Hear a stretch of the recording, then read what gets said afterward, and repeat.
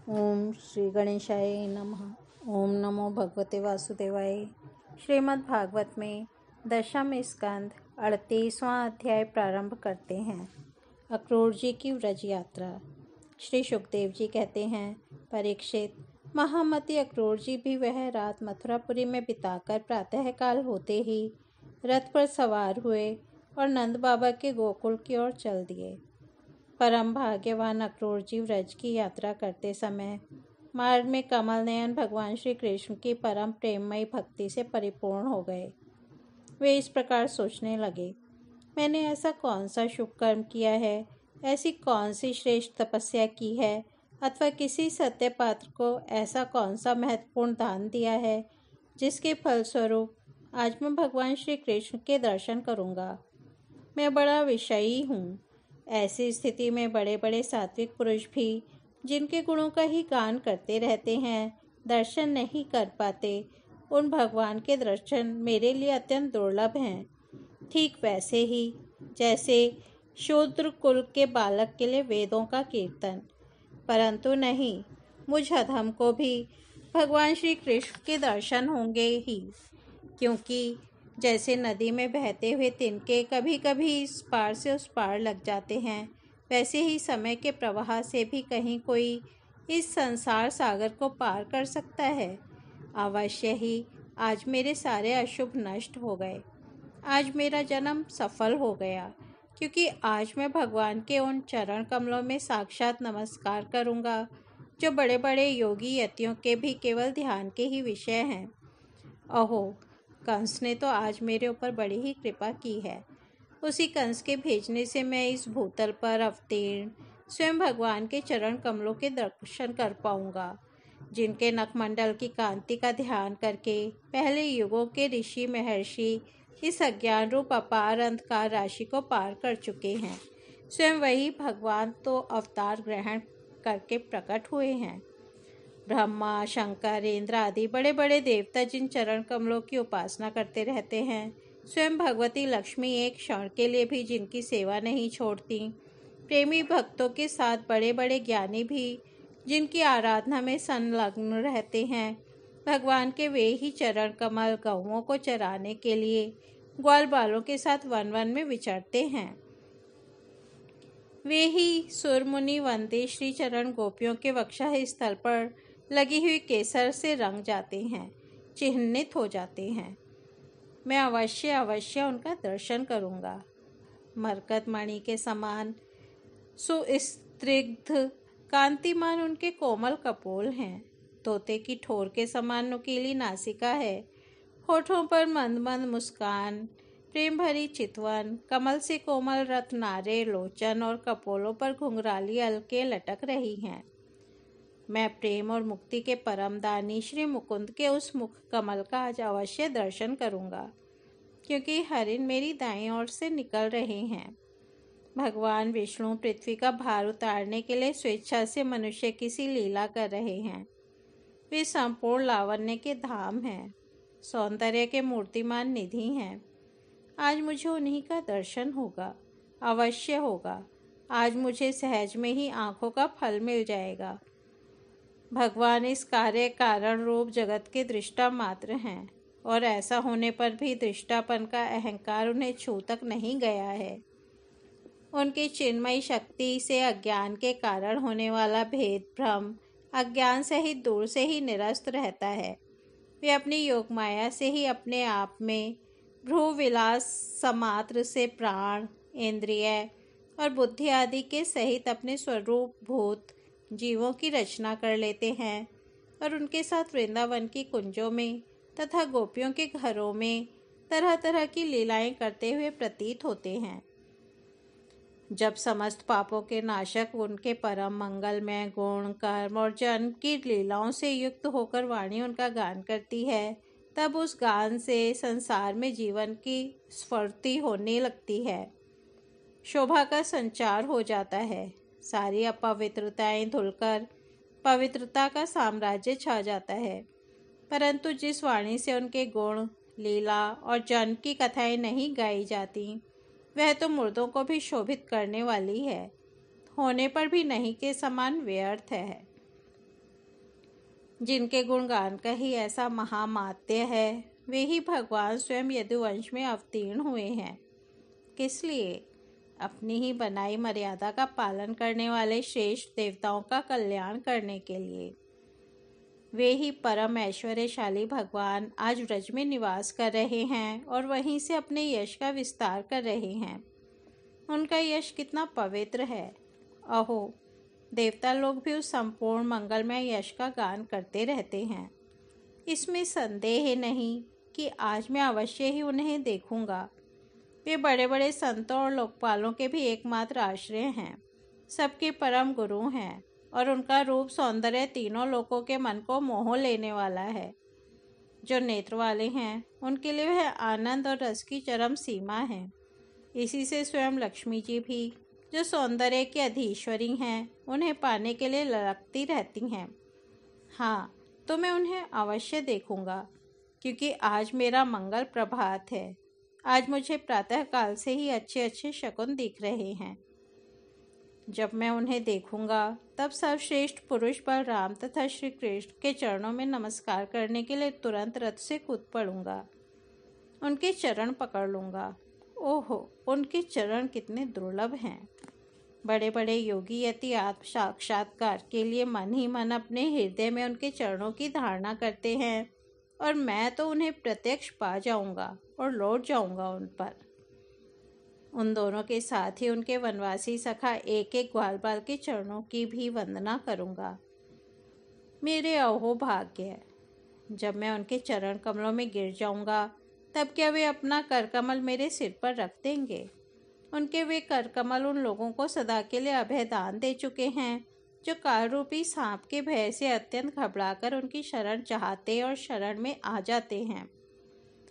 इंद्र तथा दैत्यराज बलि ने भगवान के उन्हीं करकमलों में पूजा की भेंट समर्पित करके तीनों लोकों का प्रभुत्व इंद्रपद प्राप्त कर लिया। भगवान के उन्हीं करकमलों ने, जिनमें से दिव्य कमल की सी सुगंध आया करती है, अपने स्पर्श से रासलीला के समय व्रज युवतियों की सारी थकान मिटा दी थी। मैं कंस का दूत हूँ, उसी के भेजने से उनके पास जा रहा हूँ। कहीं वे मुझे अपना शत्रु तो न समझ बैठेंगे।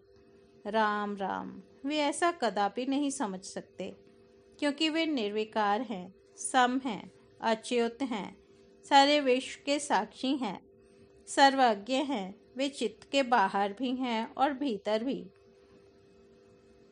वे क्षेत्रज्ञ रूप से स्थित होकर अंतःकरण की एक एक चेष्टा को अपने निर्मल ज्ञान दृष्टि के द्वारा देखते रहते हैं। तब मेरी शंका व्यर्थ है। अवश्य ही मैं उनके चरणों में हाथ जोड़कर विनीत भाव से खड़ा हो जाऊंगा। वे मुस्कुराते हुए दया भरी स्निग्ध इस दृष्टि से मेरी ओर देखेंगे। उस समय मेरे जन्म जन्म के समस्त अशुभ संस्कार उसी क्षण नष्ट हो जाएंगे और मैं निःशंक होकर सदा के लिए परमानंद में मग्न हो जाऊंगा। मैं उनके कुटुंब का हूँ और उनका अत्यंत हित चाहता हूँ। उनके सिवा और कोई मेरा आराध्य देव भी नहीं है। ऐसी स्थिति में वे अपनी लंबी लंबी बाहों से पकड़कर मुझे अवश्य अपने हृदय से लगा लेंगे। आहा, उस समय मेरी तो देह पवित्र होगी ही, वह दूसरों को पवित्र करने वाली भी बन जाएगी, और उसी समय उनका आलिंगन प्राप्त होते ही मेरे कर्म में बंधन, जिनके कारण मैं अनादिकाल से भटक रहा हूँ, टूट जाएंगे। जब वे मेरा आलिंगन कर चुकेंगे और मैं हाथ जोड़ से झुकाकर उनके सामने खड़ा हो जाऊंगा, तब वे मुझे चाचा क्रूर इस प्रकार कहकर संबोधन करेंगे। क्यों ना हो, इसी पवित्र और मधुर यश का विस्तार करने के लिए ही तो वे लीला कर रहे हैं। तब मेरा जीवन सफल हो जाएगा। भगवान श्री कृष्ण ने जिसको अपनाया नहीं, जिसे आदर नहीं दिया, उसके उस जन्म को जीवन को धिक्कार है। ना तो उन्हें कोई प्रिय है और ना तो अप्रिय, ना तो उनका कोई आत्मीय सुहृद है और ना तो शत्रु। उनकी उपेक्षा का पात्र भी कोई नहीं है। फिर भी जैसे कल्पवृक्ष अपने निकट आकर याचना करने वालों को उनकी मोह मांगी वस्तु देता है, वैसे ही भगवान श्री कृष्ण भी जो उन्हें जिस प्रकार भजता है, उसे उसी रूप में भजते हैं। वे अपने प्रेमी भक्तों से ही पूर्ण प्रेम करते हैं। मैं उनके सामने विनीत भाव से सिर झुकाकर खड़ा हो जाऊंगा और बलराम जी मुस्कुराते हुए मुझे अपने हृदय से लगा लेंगे और फिर मेरे दोनों हाथ पकड़कर मुझे घर के भीतर ले जाएंगे। वहाँ सब प्रकार से मेरा सत्कार करेंगे। इसके बाद मुझसे पूछेंगे कि कंस हमारे घर वालों के साथ कैसा व्यवहार करता है। श्री सुखदेव जी कहते हैं, परीक्षित, श्रफलक नंदन अक्रूर मार्ग में इसी चिंतन में डूबे डूबे रथ से नंदगांव पहुंच गए और सूर्य अस्ताचल पर चले गए। जिनके चरण कमल की रज का सभी लोकपाल अपने किरीटों के द्वारा सेवन करते हैं, अक्रूर जी ने गोष्ठ में उनके चरण चिन्हों के दर्शन किए। कमल, यव, अंकुश आदि असाधारण चिन्हों के द्वारा उनकी पहचान हो रही थी और उनसे पृथ्वी की शोभा बढ़ रही थी। उन चरण चिन्हों के दर्शन करते ही अक्रूर जी के हृदय में इतना आह्लाद हुआ कि वे अपने को संभाल न सके, विहल हो गए। प्रेम के आवेग से उनका रोम रोम खिल उठा, नेत्रों में आंसू भर आए और टप टप टपकने लगे। वे रथ से कूदकर उस धूलि में लौटने लगे और कहने लगे, अहो, यह हमारे प्रभु के चरणों की रज है। परीक्षित, कंस के संदेश से लेकर यहाँ तक अक्रूर जी के चित्त की जैसी अवस्था रही है, यही जीवों के देह धारण करने का परम लाभ है। इसलिए जीव मात्र का यही परम कर्तव्य है कि दंभ, भय और शोक त्याग कर भगवान की मूर्ति, प्रतिमा, भक्त आदि चिन्ह, लीला, स्थान तथा गुणों के दर्शन, श्रवण आदि के द्वारा ऐसा ही भाव संपादन करें। ब्रज में पहुंचकर अक्रूर जी ने श्री कृष्ण और बलराम दोनों भाइयों को गाय दोहने के स्थान में विराजमान देखा। श्याम सुंदर श्री कृष्ण पीतांबर धारण किए हुए थे और गौर सुंदर बलराम नीलांबर। उनके नेत्र शरतकालीन कमल के समान खिले हुए थे। उन्होंने अभी किशोर अवस्था में प्रवेश ही किया था। वे दोनों गौर श्याम निखिल सौंदर्य की खान थे। घुटनों का स्पर्श करने वाली लंबी लंबी भुजाएं, सुंदर बदन, परम मनोहर और गज शावक के समान ललित चाल थी। उनके चरणों में ध्वजा, वज्र, अंकुश और कमल के चिन्ह थे। जब वे चलते थे, उनसे चिन्हित होकर पृथ्वी शोभायमान हो जाती थी। उनकी मंद मंद मुस्कान और चितवन ऐसी थी मानो दया बरस रही हो। वे उदारता की तो मानो मूर्ति ही थे। उनकी एक एक लीला उदारता और सुंदर कला से भरी थी। गले में वनमाला और मणियों के हार जगमगा रहे थे। उन्होंने अभी अभी स्नान करके निर्मल वस्त्र पहने थे और शरीर में पवित्र अंगराग तथा चंदन का लेप किया था। परीक्षित, अक्रूर ने देखा कि जगत के आदि कारण, जगत के परमपति पुरुषोत्तम ही संसार की रक्षा के लिए अपने संपूर्ण अंशों से बलराम जी और श्री कृष्ण के रूप में अवतीर्ण होकर अपनी अंग कांति से दिशाओं का अंधकार दूर कर रहे हैं। वे ऐसे भले मालूम होते थे जैसे सोने से मढ़े हुए मरकत मणि और चांदी के पर्वत जगमगा रहे हों। उन्हें देखते ही अक्रूर जी प्रेमावेग से अधीर होकर रथ से कूद पड़े और भगवान श्री कृष्ण तथा बलराम के चरणों के पास साष्टांग लौट गए। परीक्षित, भगवान के दर्शन से उन्हें इतना आह्लाद हुआ कि उनके नेत्र आंसू से सर्वथा भर गए। सारे शरीर में पुलकावली छा गई। उत्कंठावश गला भर आने के कारण वे अपना नाम भी ना बतला सके। शरणागत वत्सल भगवान श्री कृष्ण उनके मन का भाव जान गए। उन्होंने बड़ी प्रसन्नता से चक्रांकित हाथों के द्वारा उन्हें खींचकर उठाया और हृदय से लगा लिया। इसके बाद जब वे परम मनस्वी श्री बलराम जी के सामने विनीत भाव से खड़े हो गए, तब उन्होंने उनको गले लगा लिया और उनका एक हाथ श्री कृष्ण ने पकड़ा तथा दूसरा बलराम जी ने।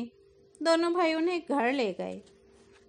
घर ले जाकर भगवान ने उनका बड़ा स्वागत सत्कार किया। कुशल मंगल पूछकर श्रेष्ठ आसन पर बैठाया और विधि पूर्वक उनके पांव पखारकर मधुपर्क, शहद मिला हुआ दही आदि पूजा की सामग्री भेंट की। इसके बाद भगवान ने अतिथि अक्रूर जी को एक गाय दी और पैर दबाकर उनकी थकावट दूर की तथा बड़े आदर एवं श्रद्धा से उन्हें पवित्र और अनेक गुणों से युक्त अन्न का भोजन कराया। जब वे भोजन कर चुके तब धर्म के परम मर्मज्ञ भगवान बलराम जी ने बड़े प्रेम से मुखवास, पान, इलायची आदि और सुगंधित माला आदि देकर उन्हें अत्यंत आनंदित किया। इस प्रकार सत्कार हो चुकने पर नंदराय जी ने उनके पास आकर पूछा, अक्रूर जी, आप लोग निर्दयी कंस के जीते जी किस प्रकार अपने दिन काटते हैं? अरे, उसके रहते आप लोगों की वही दशा है जो कसाई द्वारा पाली हुई भेड़ों की होती है। जिस इंद्रिया राम पापी ने अपनी बिलखती हुई बहन के नन्हे नन्हे बच्चों को मार डाला, आप लोग उसकी प्रजा हैं, फिर आप सुखी हैं, यह अनुमान तो हम कर ही कैसे सकते हैं। अक्रूर जी ने नंद बाबा से पहले ही कुशल मंगल पूछ लिया था। जब इस प्रकार नंद बाबा ने मधुर वाणी से अक्रूर जी से कुशल मंगल पूछा और उनका सम्मान किया, तब अक्रूर जी के शरीर में रास्ता चलने की जो कुछ थकावट थी वह सब दूर हो गई। इस तरह से श्रीमद् भागवत में 10वां स्कंद 38वां अध्याय समाप्त होता है। कल हम 39वां अध्याय श्री कृष्ण बलराम का मथुरा गमन सुनेंगे। तब तक हम यहीं विराम देते हैं। हरि ओम तत्सत।